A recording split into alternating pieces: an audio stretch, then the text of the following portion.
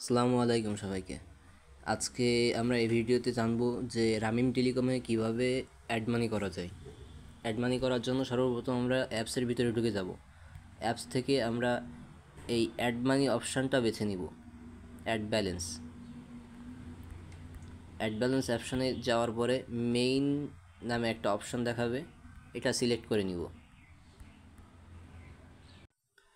এখানে আমরা বিভিন্ন ব্যাংকিং সার্ভিস দেখতে পাবো, রকেট পার্সোনাল, নগদ পার্সোনাল, বিকাশ পার্সোনাল। যেহেতু আমরা বিকাশ পার্সোনালে অ্যাড করব, সেক্ষেত্রে আমরা বিকাশ পার্সোনালে যাব।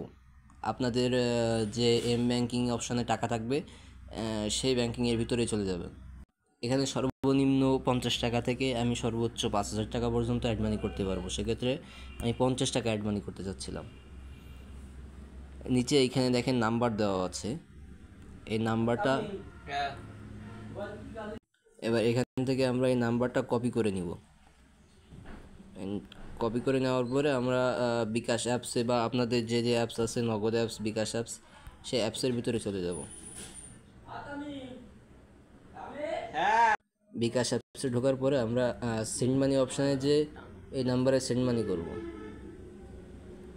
আমরা ওখানে 50 টাকা লিখে রাখছিলাম, সেক্ষেত্রে 50 টাকা সেন্ড মানি করব।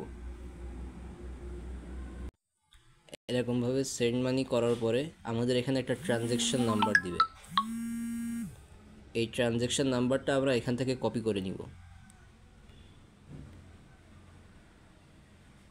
কপি করে নিয়ে আমরা অ্যাপসের ভিতরে চলে যাব। অ্যাপসের ভিতরে এখানে ট্রানজ্যাকশন আইডিটা আমরা পেস্ট করে দিব, করে এখানে ভেরিফাই করে দিব। ভেরিফাই করার পর বাইরে এসে এখানে খেয়াল করলে দেখতে পারবো এখানে হচ্ছে 50 টাকা অ্যাড হয়ে গেছে আমার অ্যাকাউন্টে। এখান থেকে আমি যে কোনোভাবে রিচার্জ অথবা ড্রাইভ প্যাক অথবা হচ্ছে আপনার ফ্রি ফায়ারের ডায়মন্ড টপ আপ বিভিন্ন কাজে লাগাইতে পারবো।